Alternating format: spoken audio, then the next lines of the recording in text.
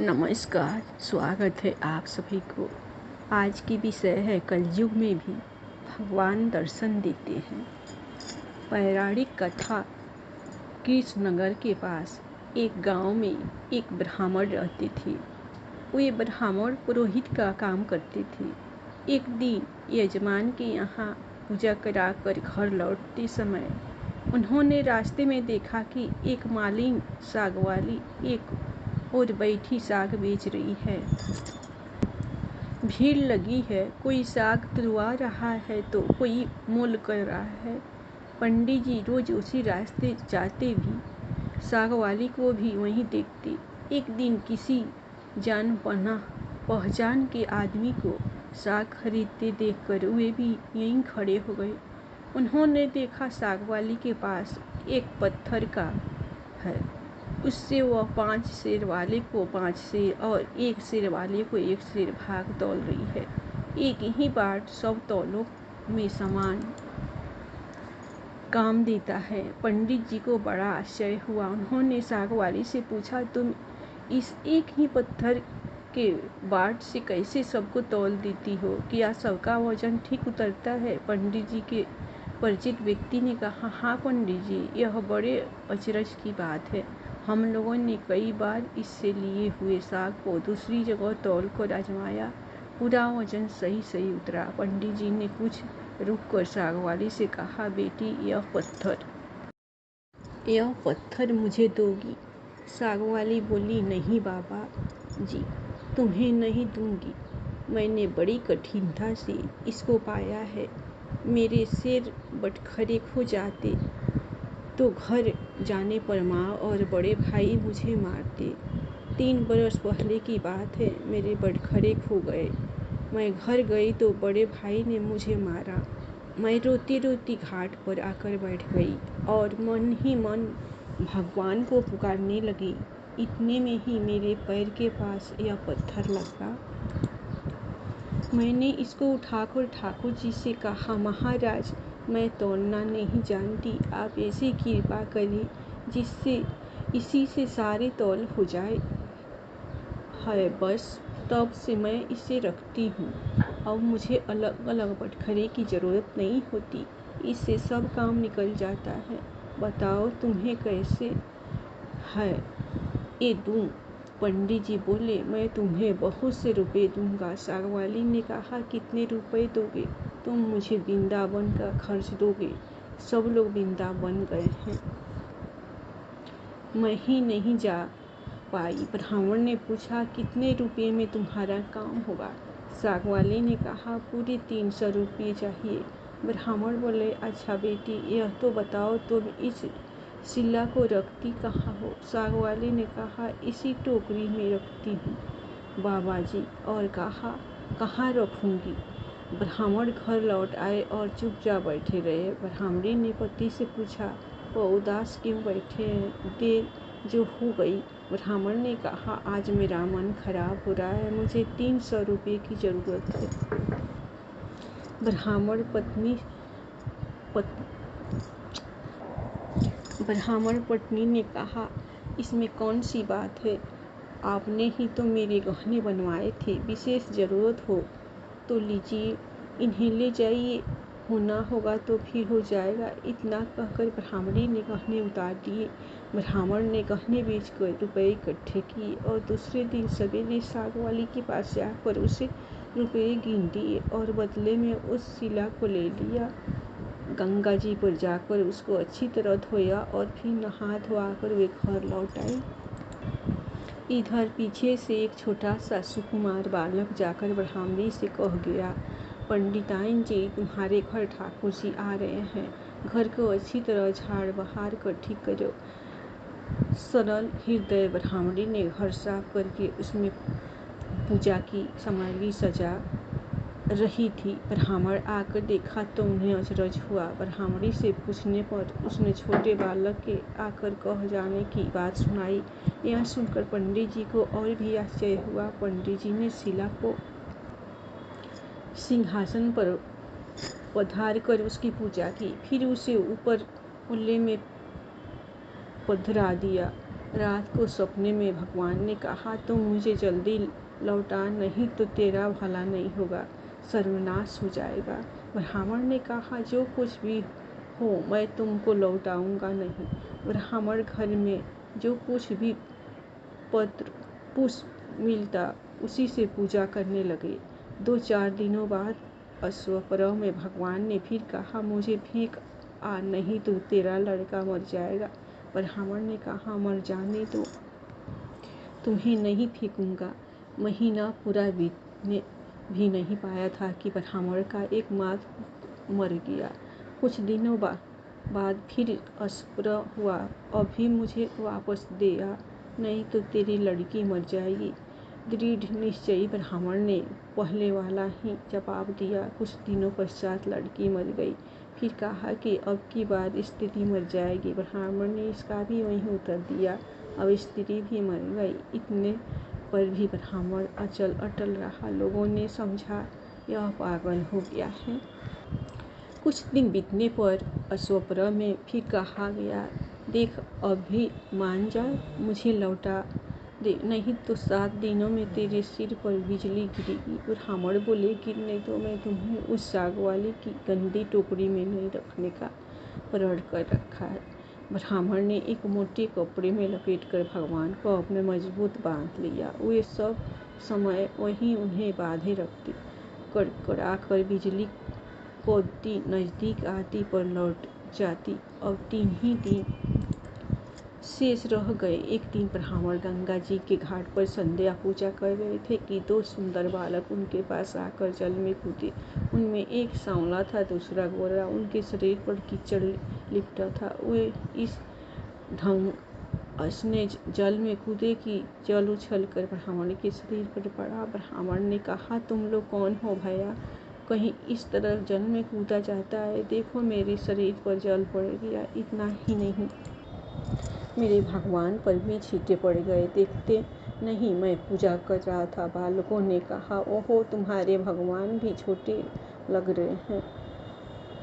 हमने देखा नहीं बाबा, तुम गुस्सा न होना। पंडित जी ने कहा, नहीं भैया, गुस्सा कहाँ होता हूँ, बताओ तो तुम किसके लड़के हो? इतना सुंदर रूप तो मैंने कभी नहीं देखा। कहाँ रहते हो भैया? आहा, कैसी अमृत खुली मीठी बोली है। बालकों ने कहा, बाबा हम तो यहीं रहते हैं। पंडित जी बोले, भैया क्या फिर भी कभी मैं तुम लोगों को देख सकूंगा? बच्चों ने कहा, क्यों नहीं बाबा, पुकारते ही हम आ जाएंगे। पंडित जी के नाम पूछने पर वह बोले कि हमारा कोई एक नाम नहीं है, जिसका जो मन होता है उसी नाम से वह मुझे पुकार लेता है। सांवला लड़का इतना कहकर चला। ये लो मुरली, जरूरत हो तो इसे बजाना, बजाते ही हम लोग आ जाएंगे। तो तुम दूसरे गोरे लड़के ने एक फूल देकर पंडित जी से कहा, बाबा इस फूल को अपने पास रखना, तुम्हारा सदा मंगल होगा। वे जब तक वहाँ से चले नहीं गए, ब्राह्मण निमेष दृष्टि उसने उनकी ओर आंखें लगाए रहे। ब्राह्मण मन ही मन सोचने लगे कि आहा, कितने सुंदर है दोनों, कभी फिर इनके दर्शन होंगे। ब्राह्मण ने फूल देकर सोचा, फूल तो बहुत बढ़िया है, कैसी मनोहर गंध आ रही है इसमें, पर मैं इसका क्या करूँगा और रखूँगा भी कहाँ? इससे अच्छा है राजा को ही दे आऊँ। पंडित जी ने जाकर फूल राजा को दिया। राजा बहुत प्रसन्न हुए। उन्होंने उसे महल में ले जाकर बड़ी रानी को दिया। इतने में ही छोटी रानी ने जाकर कहा, मुझे भी एक ऐसी ही फूल मंगवा दो, नहीं तो मैं डूब मरूंगी। राजा दरबार में आए और सिपाहियों को उसी समय पंडित जी को खोजने भेजा। सिपाहियों ने ढूंढते जाकर देखा, ब्राह्मण देवता सिर पर सिला बांधे पेड़ की छाया में बैठे गुनगुना रहे हैं। वे उनको राजा के पास लिवा लाए। राजा ने कहा, महाराज वैसा ही एक फूल और चाहिए। पंडित जी बोले, राजन मेरे पास तो वह एक ही फूल था, पर देखिए चेष्टा करता हूँ। ब्राह्मण उन लड़कों को खोज में निकल पड़े। अकस्मात उन्हें मुरली वाली बात याद आ गई। उन्होंने मुरली बजाई। उसी क्षण गौर श्याम जोड़ी प्रकट हो गई। ब्राह्मण रूप माधुरी के पान में मतवाले हो गए। कुछ देर बाद उन्होंने कहा, भैया वैसा एक फूल और चाहिए। मैंने तुम्हारा दिया हुआ फूल राजा को दिया था, राजा ने वैसा ही एक और फूल मांगा है। गोरे बालक ने कहा, फूल तो हमारे पास नहीं है, परंतु हम तुम्हें एक ऐसी जगह ले जाएंगे जहाँ वैसे फूलों का बगीचा खिला है। तुम आंखें बंद करो। ब्राह्मण ने आंखें मूंद ली। बच्चे उनका हाथ पकड़कर न मालूम किस रास्ते से बात कहाँ ले गए। एक जगह पहुंचकर ब्राह्मण ने आंखें खोली तो देखकर मुग्ध हो गए। बड़ा सुंदर स्थान है, चारों और सुंदर सुंदर वृक्ष, लता आदि पुष्पों की मधुर गंध से सुशोभित है। बगीचे के बीच में एक बड़ा मनोहर महल है। ब्राह्मण ने दिखाते हुए बालक गायब थे। वे साहस करके आगे बढ़ा। महल के अंदर जाकर देखते हैं सब ओर से सुसज्जित बड़ा सुरम्य स्थान है। महल में एक दिव्य रत्नों का सिंहासन है। सिंहासन खाली है। पंडित जी ने उस स्थान को मंदिर समझकर प्रणाम किया। उनके माथे पर बंधी हुई ठाकुर जी की शिला खुलकर नीचे पड़ गई। ज्यों ही पंडित जी ने उसे उठाने को हाथ बढ़ाया कि शिला फटी और उसमें से भगवान लक्ष्मी नारायण प्रकट होकर शून्य सिंहासन पर विराजमान हो गए। भगवान नारायण ने मुस्कुराते हुए ब्राह्मण से कहा, हमने तुमको कितने दुख दिए, परंतु तुम अटल रहे। दुख पाने पर भी तुमने हमें छोड़ा नहीं, पकड़े ही रहे। इसी से तुम्हें इस शरीर यहाँ ले आए हैं। जो भक्त स्त्री, पुत्र, घर, गुरुजन, प्राण, धन, इहलोक और परलोक छोड़कर हमारी शरण में आ गए, भला उन्हें हम कैसे छोड़ सकते। इधर देखो, ये अकड़ी है, तुम्हारी सहस धर्मेली, तुम्हारी कन्या और तुम्हारा पुत्र, ये भी तुम मुझे प्रणाम कर रहे हैं। तुम सबको मेरी प्राप्ति हो गई। तुम्हारी एक की दृढ़ता से सारा परिवार मुक्त हो गया। वृंदावन का नज़ारा, हर सुबह वृंदावन का नज़ारा, चिड़ियों का चहकना, मंदिरों की घंटी का आवाज़, सत्पुरुषों का सत्संग जैसे भक्ति रस घुल रहा हो, हर आत्मा उसमें मगन हो। यह है खूबसूरती वृंदावन धाम की, जहाँ पर बच्चा राधा कृष्ण जी का स्वरूप है, जहाँ पढ़ाई का पहला अक्षर भगवान श्री हरि जी के नाम से है। यमुना जी का कल कल करता पानी, फल से लदे वृक्ष, फूलों के झुंड, भौरों की गुंजन, हरि नाम की रास लीलाओं के गान, हर आत्मा को श्री राधा कृष्ण जी से जोड़ देता है। कोई गिरिराज की परिक्रमा कर रहा है तो कोई वृंदावन की, कोई जा रहा है निधि वन तो कोई बंसी बट, कोई मदन तीर्थ तो कोई मान सरोवर, कोई भगवत बाज रहा है तो कोई गीता, कोई भक्तों को भगवान की कथा सुना रहा है तो कोई भगवान के मीठे भजन गा रहा है। ऐसा लगता है कि सब तन मन धन से भगवान के श्री चरणों अर्पित हो गए हो। ऐसा नजारा है हमारे वृंदावन धाम का।